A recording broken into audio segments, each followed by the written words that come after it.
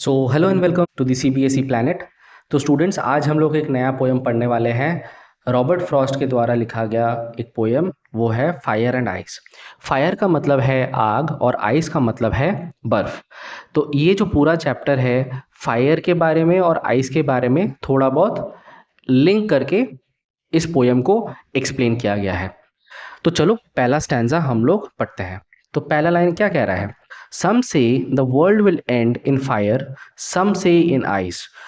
कोई कोई लोग ये कहता है कि हमारा जो वर्ल्ड है, मतलब हमारा जो पृथ्वी है, ये फायर से एंड होगा। और कोई कोई लोग ऐसे भी हैं जो कहते हैं कि ना बाबा ना, हमारा जो पृथ्वी है वो फायर से नहीं, वो किससे ख़त्म होगा? आइस से ख़त्म होगा, मतलब बर्फ से ख़त्म होगा। अब थर्ड जो लाइन है यहाँ पे हमारा ऑथर का एंट्री होता है। ठीक है, तो कैसे एंट्री होता है? From what I have tested of desire, from what I have tested of desire I hold with those who favour fire. Third line का मतलब है, ऑथर कह रहे हैं कि जहाँ तक डिज़ायर का सवाल है, रॉबर्ट फ्रॉस्ट का पास्ट एक्सपीरियंस कहता है कि मैं उन्हीं के साथ या उन्हीं का फेवर करूँगा जो कहते हैं कि फायर से ही अर्थ या फिर वर्ल्ड खत्म होगा, फायर से ही वर्ल्ड खत्म होगा। तो उनका ही रॉबर्ट फ्रॉस्ट समर्थन करेंगे। राइट, तो पहला स्टैंजा हमने समझ लिया। अब सेकंड स्टैंजा क्या कह रहा है? But if I had to perish twice, मतलब यहाँ पे इफ बोला है। इफ मतलब कि हो सकता है। अगर ये सेंटेंस का मतलब है, अगर ये जो वर्ल्ड है, ये जो पृथ्वी है, अगर दोबारा पेरिश हो जाए तो, मतलब कंफर्म्ड नहीं है, तो इसीलिए यहाँ पे बोल रहा है कि बट इफ मतलब यहाँ पे कोई कंफर्मेशन नहीं है। तो but if it had to perish twice, मतलब ये जो पृथ्वी है अगर दोबारा पेरिश हो, मतलब खत्म हो जाए तो, I think I know enough of hate, मतलब मुझे अभी तक हेट के बारे में बहुत कुछ पता चल चुका है। To say that for destruction, ये कहने के लिए कि जो डिस्ट्रक्शन है, मतलब जो तबाही है, आइस इज ऑल्सो ग्रेट, मतलब जो रॉबर्ट फ्रॉस्ट अभी तक कह रहे थे कि मैं उनका समर्थन करता हूं जो फायर्स को कहते हैं कि फायर से ही पृथ्वी खत्म होगा, पर अभी वो खुद ही पलट जा रहे हैं कि मैं अभी तक समझ चुका हूं कि आइस से भी हमारा जो पृथ्वी है या फिर जो वर्ल्ड है वो खत्म हो सकता है।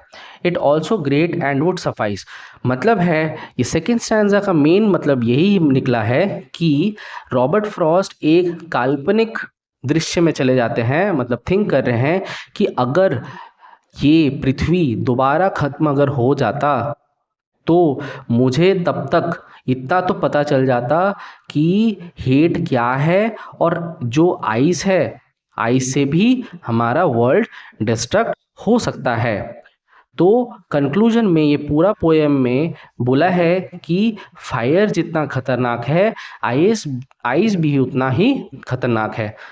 ठीक है, अब यहाँ पे बोलता है कि ये एंटायर पोएम में पैराडॉक्सिकल स्टेटमेंट क्या है। अब पैराडॉक्सिकल स्टेटमेंट मतलब बच्चों ये होता है कि एक काल्पनिक सोच जो होगा नहीं कभी, पर फिर भी हम उसको सोचते हैं।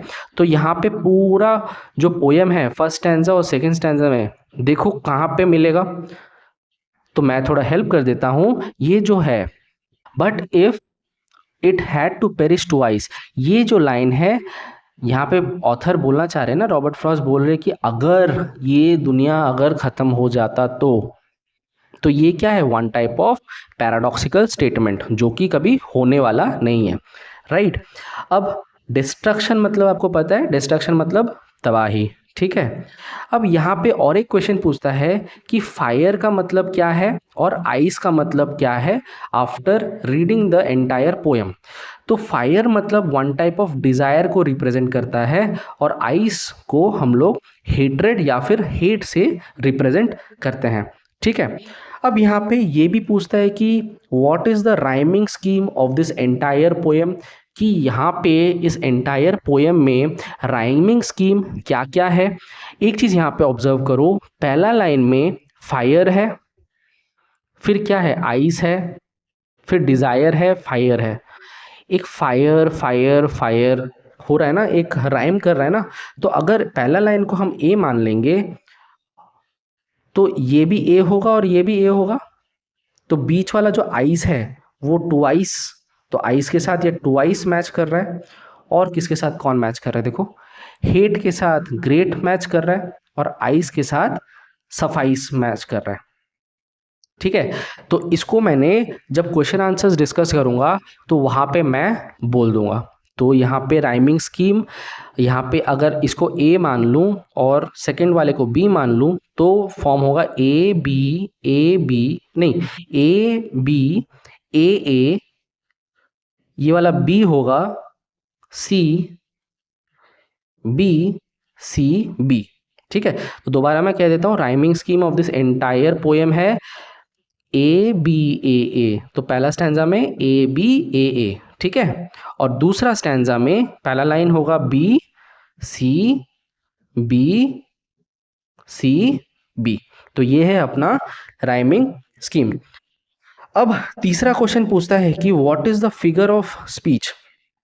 फिगर ऑफ स्पीच मतलब है जब मैं ग्रामर सेक्शन का लेक्चर लूँगा तब मैं फिगर ऑफ स्पीच मैं समझा दूंगा। फिलहाल के लिए इतना समझ लो, पहले लाइन में देखो सम से, पहले में भी स और स, तो सम से में एक स का आ रहा है ना उच्चारण, तो सम से स।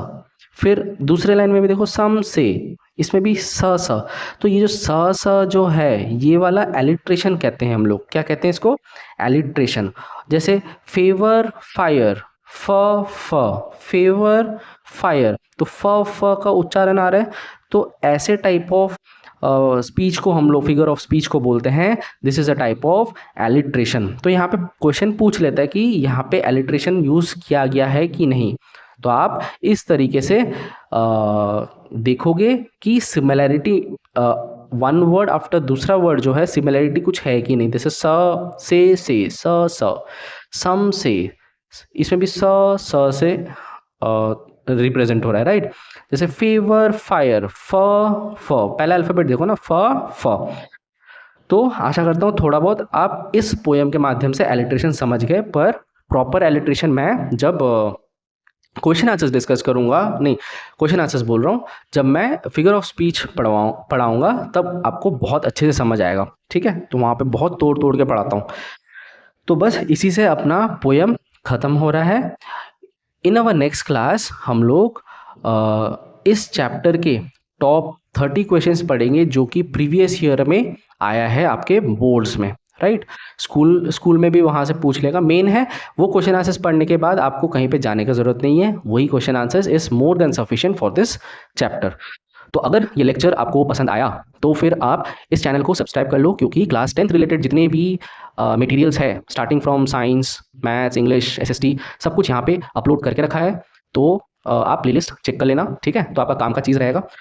और भी बहुत कुछ अपलोड करने वाला हूँ। So for now take care and goodbye, thank you.